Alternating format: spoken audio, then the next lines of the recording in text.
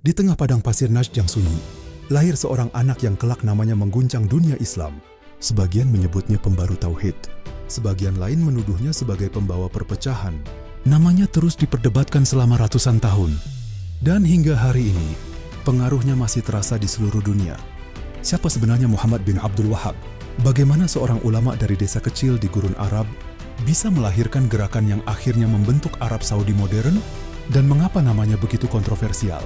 Sekarang ini, kita akan menyelami kisah lengkapnya.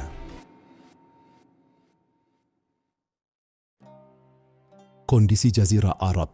Untuk memahami lahirnya gerakan Wahabi, kita harus melihat kondisi Jazirah Arab pada abad ke-18.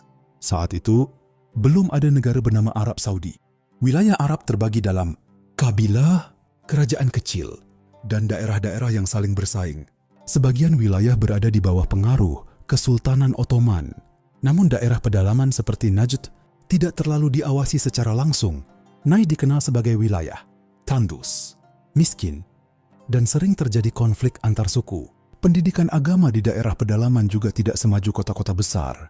Islam seperti Makkah, Madinah, Damaskus, atau Kairo. Dalam kehidupan masyarakat saat itu, terdapat berbagai praktik keagamaan lokal, ziarah makam, penggunaan jimat, tawasul tertentu, dan penghormatan besar kepada tokoh-tokoh agama. Sebagian masyarakat menganggap praktik tersebut sebagai bagian tradisi keislaman. Namun sebagian ulama mengkritiknya dan menganggap beberapa praktik telah melampaui batas ajaran tauhid. Dari suasana inilah, gerakan reformasi mulai muncul. Kelahiran Muhammad bin Abdul Wahhab. Kelahiran Muhammad bin Abdul Wahhab. Muhammad bin Abdul Wahhab lahir pada tahun 1713 di Uyainah, Najd. Ia berasal dari keluarga ulama mazhab Hanbali. Ayahnya adalah seorang hakim agama. Sejak muda, Muhammad bin Abdul Wahhab dikenal tertarik pada ilmu fikih, tafsir, hadis, dan persoalan akidah. Ia kemudian melakukan perjalanan untuk menuntut ilmu ke berbagai wilayah, Makkah, Madinah, Basrah, dan daerah lain di Jazirah Arab. Dalam proses belajarnya, ia banyak dipengaruhi pemikiran Ibnu Taimiyah dan Ibnu Qayyim al-Jauziyah. Kedua tokoh itu dikenal menekankan pemurnian tauhid, kembali kepada Al-Quran dan Sunnah, serta kritik terhadap praktik yang dianggap bid'ah. Awal dakwah. Setelah kembali ke Najd, Muhammad bin Abdul Wahhab mulai berdakwah. Fokus utama dakwahnya adalah pemurnian tauhid, penolakan terhadap praktik yang dianggap syirik, dan ajakan kembali kepada ajaran generasi awal Islam. Ia mengkritik beberapa praktik seperti permohonan kepada penghuni kubur, penggunaan jimat, dan ritual tertentu yang berkembang di masyarakat. Pendukungnya melihat dakwah ini sebagai upaya pembaruan agama. Namun sebagian ulama dan masyarakat menolaknya. Mereka menilai pendekatan Muhammad bin Abdul Wahhab terlalu keras terhadap tradisi keagamaan yang telah lama berkembang. Perbedaan pandangan ini kemudian memicu ketegangan di beberapa wilayah Najd. Aliansi dengan Muhammad bin Saud. Perjalanan gerakan Wahabi berubah besar ketika Muhammad bin Abdul Wahhab bertemu Muhammad bin Saud pada tahun 1744 di Diriyah. Pertemuan ini menjadi titik penting dalam sejarah Arab. Muhammad bin Saud adalah pemimpin lokal yang sedang memperluas pengaruh politiknya. Sementara Muhammad bin Abdul Wahhab memiliki pengaruh keagamaan. Keduanya kemudian menjalin aliansi. Keluarga Saud mendukung dakwah Wahabi, sementara dakwah Wahabi memberikan legitimasi agama bagi kekuasaan Saud. Aliansi inilah yang kemudian menjadi dasar berdirinya negara Saudi pertama. Penyebaran gerakan. Dengan dukungan politik dan militer, gerakan Wahabi berkembang lebih cepat. Pasukan Saudi mulai memperluas wilayah kekuasaan ke berbagai daerah di Jazirah Arab. Dalam proses itu, terjadi penaklukan terhadap wilayah-wilayah yang menolak kekuasaan mereka. Beberapa makam dan bangunan yang dianggap berkaitan dengan praktik syirik juga dihancurkan. Pendukung gerakan Wahabi menganggap tindakan tersebut sebagai bagian dari pemurnian ajaran Islam. Sementara para penentangnya menganggapnya sebagai penghancuran tradisi dan warisan Islam.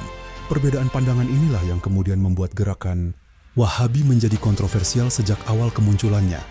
Konflik dengan Ottoman. Ketika pasukan Saudi Wahabi berhasil menguasai Makkah dan Madinah, Kesultanan Ottoman melihat mereka sebagai ancaman politik dan keagamaan. Karena Ottoman selama ini menganggap diri sebagai pelindung kota suci Islam, konflik besar kemudian terjadi. Ottoman memerintahkan gubernur Mesir, Muhammad Ali, Pasha untuk memerangi negara Saudi pertama. Perang berlangsung selama beberapa tahun, dan pada tahun 18, ibu kota Diriyah berhasil dihancurkan. Negara Saudi pertama runtuh, namun pengaruh gerakan Wahabi tidak hilang. Lahirnya Arab Saudi modern. Pada abad ke-20, keluarga Saud kembali bangkit di bawah kepemimpinan Abdul Aziz ibn Saud. Ia berhasil menyatukan sebagian besar Jazirah Arab. Dan pada tahun 92, berdirilah Arab Saudi modern. Hubungan antara keluarga Saud dan ulama, Wahabi tetap menjadi bagian penting dalam struktur negara tersebut. Ketika minyak ditemukan, Arab Saudi berkembang menjadi salah satu negara paling berpengaruh di dunia Islam. Melalui pendidikan, pembangunan masjid, universitas, dan dakwah internasional, pemikiran Salafi Wahabi kemudian menyebar ke banyak negara. Kontroversi dan pengaruh hingga hari ini. Gerakan Wahabi masih menjadi topik yang diperdebatkan. Pendukungnya menilai, gerakan ini berhasil menghidupkan kembali semangat tauhid dan sunnah. Sedangkan pengkritiknya menilai pendekatan Wahabi terlalu keras terhadap tradisi keagamaan tertentu. Karena itu, istilah Wahabi sering digunakan secara berbeda-beda, tergantung sudut pandang masing-masing kelompok. Sebagian pengikut gerakan ini sendiri lebih memilih menggunakan istilah Salafi, penutup dari sebuah wilayah tandus di Najd. Lahirlah sebuah gerakan yang mengubah sejarah Jazirah Arab. Gerakan Wahabi bukan hanya tentang agama, tetapi juga tentang politik, kekuasaan, reformasi, dan perubahan sosial besar di dunia Islam. Dan hingga hari ini, warisan pemikiran Muhammad bin Abdul Wahab masih terus menjadi bagian penting dalam sejarah Islam modern. Jika kalian suka konten sejarah seperti ini, jangan lupa bantu channel ini dengan like video ini, subscribe, dan nyalakan lonceng notifikasi, agar kalian tidak ketinggalan kisah-kisah sejarah Islam lainnya. Tulis juga di kolom komentar, menurut kalian, bagaimana pengaruh gerakan Wahabi terhadap dunia Islam modern dan sejarah apalagi yang ingin kalian bahas berikutnya. Karena di channel ini, kita tidak hanya mendengar cerita masa lalu, tetapi mencoba memahami bagaimana sejarah membentuk dunia hari ini. Terima kasih sudah menonton. Sampai jumpa di kisah sejarah berikutnya.